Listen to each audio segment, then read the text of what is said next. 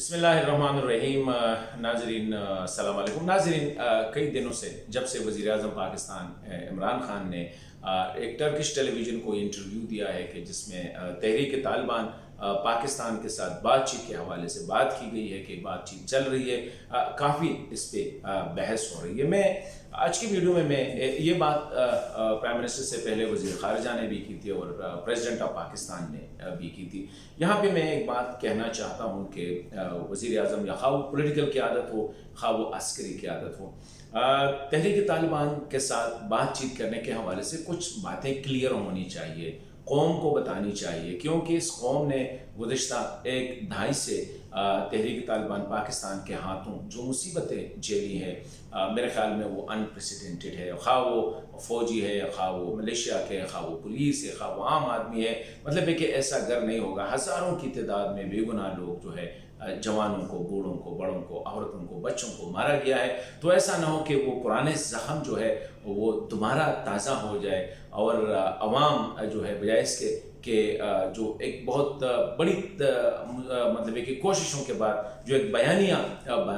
بنا تھا، ان کے خلاف جو ہے سانوں کی بیانیہ ریورس ہو کے پاکستان کے لیے اور عوام کے لیے دوبارہ ایک مصیبت نہ بن سکے۔ تو کون کس شرائط پہ بات چیت ہو رہی ہے، کون یہ بات کر رہا ہے، کیوں یہ بات ہو رہی ہے، کچھ ایسی چیزیں ہیں جن کے سوالات، جن کے جوابات اس موقع پہ دینا پڑے گا سیاسی قیادت کو، کیونکہ ہم سب کو پتہ ہے کہ جس حالت میں ہمارے سیکیورٹی کے اہلکاروں نے، خواہ وہ سپاہی تھے، خواہ وہ آفیسرز تھے، خواہ وہ ملیشیا کے جوان تھے، خواہ وہ پولیس تھے، ہزاروں کی تعداد میں جوانوں نے جن کی عمریں 18 سے لے کر 25 سال تک، young officer, lieutenant, captain, major, colonel, lieutenant colonel وغیرہ، جنرل تک، اس طرح پولیس میں سپاہی سے لے کر DIG تک جو ہے قربانیاں دی گئی ہے۔ اسی طرح عام لوگوں نے، اور سب سے بڑھ کر جو واقعہ تھا وہ پشاور پبلک اسکول پہ جو حملہ تھا دہشت گردوں کا، جن کی ذمہ داری TTP نے قبول کی تھی، یہاں پہ بے گناہ بچوں کو جس طرح رون ڈالا گیا تھا، میرے خیال میں دنیا میں کوئی آنکھ نہیں ہوگی جن پہ وہ اشبار نہیں ہوگی، پاکستان کو تو چھوڑ دے۔ اسی طرح مینا بازار میں جو واقعہ ہوا تھا بچوں اور خواتین کے بازار میں، تو 200 کے قریب بے گناہ خواتین اور بچوں کو جو ٹارگٹ کیا گیا تھا، یہ بہت ڈیپ جو ہے نا زخمیں لگی ہوئی ہے۔ تو ایسا نہ ہو کہ حکومت یا ہماری سیاسی قیادت یا عسکری قیادت کوئی ایسا کام کرے جن سے ان ماؤں کے زخم جو ہے نا، والدین کے زخم دوبارہ تازہ ہو، کیونکہ جس حالت میں TTP کے خلاف جو آپریشنز ہو رہے تھے، تو ہمیں پتہ ہے کہ ہمارے جوانوں اور آفیسرز کو سب سے بڑا چیلنج جو ہوتا تھا وہ یہ ہوتا تھا کہ انہی لوگوں کی طرف سے ایک بیانیہ تھا کہ یہ جو ہے نا اسلام کے خلاف، مسلمانوں کے خلاف، مجاہدین کے خلاف جو ہے لڑ رہے ہیں، اور امریکہ کے خلاف۔ اور ایسا بھی موقع آئے ہیں کہ ان کے بارے میں یہ کہا گیا تھا کہ جب یہ شہید ہو جائے تو ان کے جنازے نہ پڑھا جائے، لیکن اس کے باوجود پاکستان کی سیکیورٹی، خواہ ملیشیا، پولیس اور فوج کے جوانوں نے ان کا مقابلہ کر کے، اور تقریباً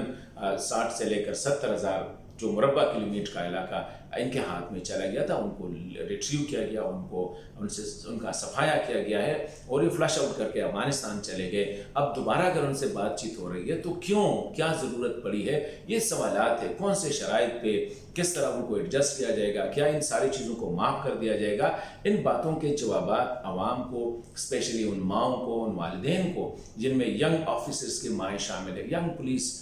کے سپاہیوں کی جمانے،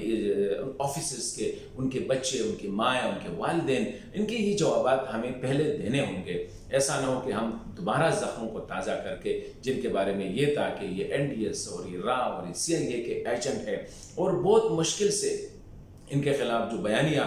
بنایا گیا تھا، نیشنل ایکشن پلان، جو کہ پوری قوم نے مل کر، ہر سیاسی جماعت، ہر ادارے نے مل کے اس میں انپٹ ڈالا تھا، اور اس بیانیہ کے بعد ان کو شکست دی گئی تھی۔ تو ابھی اگر ان کے ساتھ دوبارہ ہم یہ کہہ رہے ہیں تو ایسا نہ ہو کہ تو ہم بیانیہ کو لاس کرے، نمبر 1۔ نمبر 2 یہ ہے کہ عوامی سطح پہ حکومت کے خلاف کہ جن لوگوں نے عوام کو، مطلب ہے کہ ہزاروں کی تعداد میں قبائلی رہنما،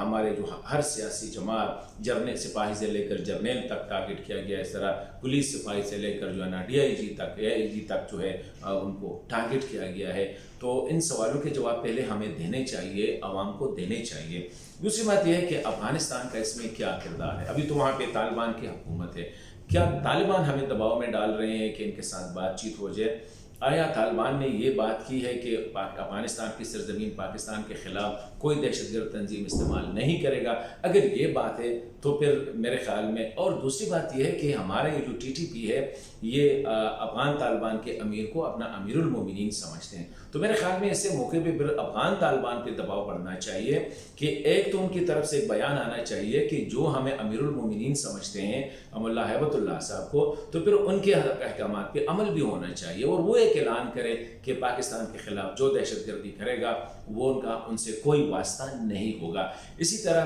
ٹی ٹی پی کے وہ لوگ جو میں سمجھتا ہوں ڈیفینیٹلی دے آر پاکستانی، وہ مس گائیڈڈ ہے، لیکن مس گائیڈڈ ہے اگر اتنے مظالم ہوئے ہیں تو ان کا تو کوئی نہ کوئی ان کو تو سزا ملنی چاہیے، اگر نہیں بھی ملنی ہے تو کیا وہ یقیناً ان سارے دہشت گردانہ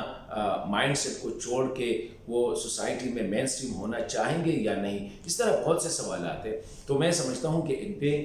حکومت کو، عوام کو، ساری سیاسی قیادت کو اعتماد میں لینا چاہیے۔ ساتھ ساتھ میں یہ کہنا چاہتا ہوں کہ